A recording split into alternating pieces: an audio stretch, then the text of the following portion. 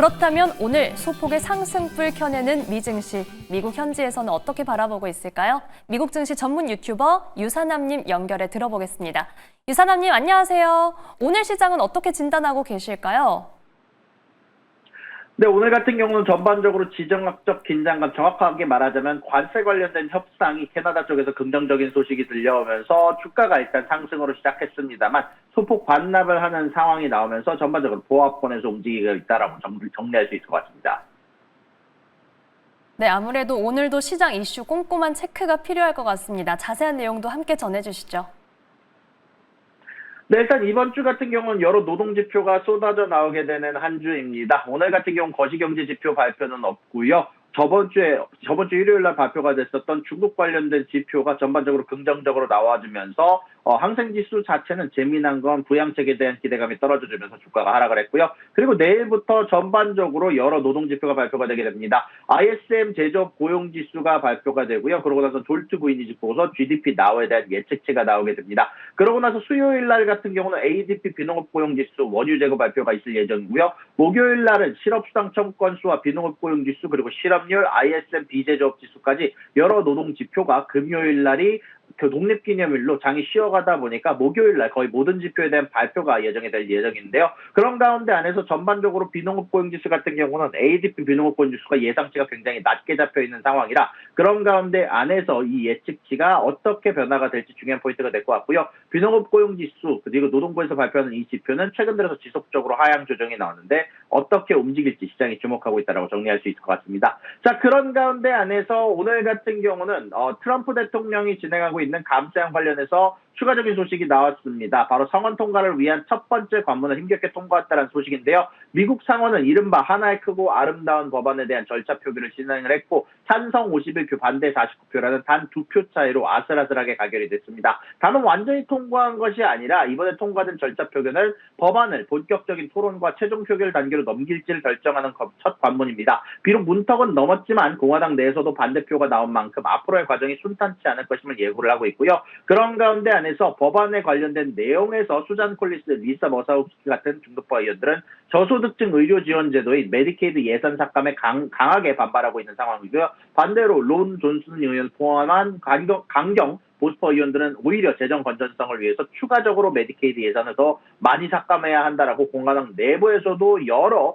현재 반발이 있는 만큼 아직까지는 7월 4일까지 현재 트럼프 대통령이 이야기하는 것처럼 통과가 될지는 아직까지는 좀 불확실성이 넘치는 상황이다. 아무래도 설령 상원에서 극적으로 통과된다라고 하더라도 아직까지는 조금 민주당의 반대와 여러 가지 내용에 대해서 결국 예산 조정안이라는 절차를 통과시키기 위해서는 전반적인 수정이 필요하지 않을까라는 게 시장의 예상이다라고 정리할 수 있을 것 같습니다.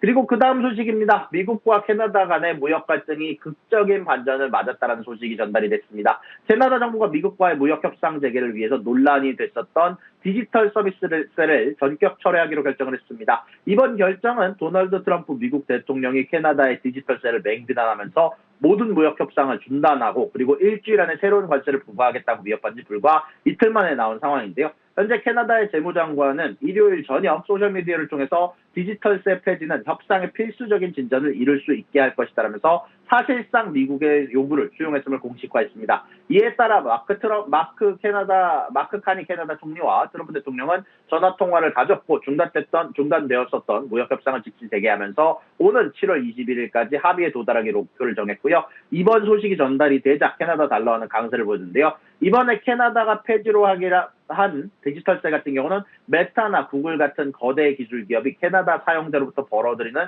연간 2천만 캐나다 달러 초과 수익에 대해서 3%에 세금을 부과하는 법안으로 원래 오늘부터 첫 세금 납부일이 시작될 예정인데요. 트럼프 대통령이 이 세금이 미국 기업을 겨냥한 노골적인 공격이라면서 강하게 반발했고 여기에 대해서 우리는 인정할 수 없다라면서 관세를 추가적으로 부과하겠다라고 협박을 한 이후에 여기에 대해서 수정을 가하면서 캐나다 쪽에서는 많은 법안을 포기했다라고 얘기를 할 수 있을 것 같고요. 캐나다 입장에서 이번 결정은 경제적으로도 굉장히 중요한 결정이었는데요. 캐나다 전체 수출의 4분의 3이 미국으로 향하고 특히 석유와 자동차 대부분이 미국에 의존하고 있어 무역 협상 중단은 큰 타격이 될 수밖에 없고 관세에 대한 인상 예고는 전반적으로 큰 타격이 될 수밖에 없었기 때문에 아무래도 포기한 것으로 보인다라고 정리할 수 있을 것 같습니다. 그리고 그 다음 소식입니다. 한동안 잠잠했던 트럼프 대통령과 일론 머스크 CEO 간의 갈등이 다시 불을 붙고 있다는 소식입니다. 일론 머스크가 트럼프 행정부의 핵심 법안인 이른바 크고 아름다운 법안에 대해서 정신이 나갔고 파괴적이다라고 얘기하면서 공개적으로 맹비난하고 나섰는데요. 현재 상원에서 7월 4일까지 독립기념일까지 법안 통과를 목표로 속도를 내는 민감한 시점에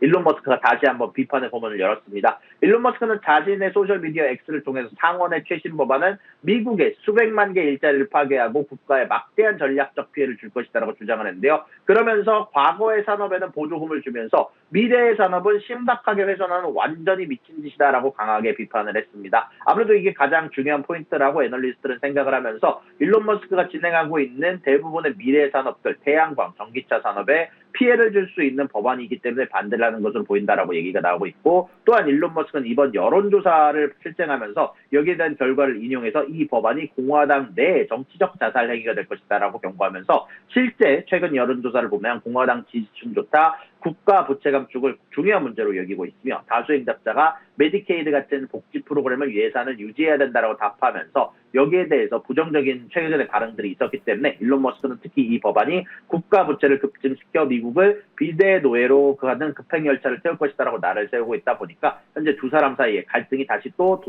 돌아오는 게 아니냐라고 얘기가 나오고 있지만, 트럼프 대통령 같은 경우는 일론 머스크에 대해서 굉장히 나이스한 사람이다라고 최근에 또 인터뷰를 한 것으로 보이고 있습니다.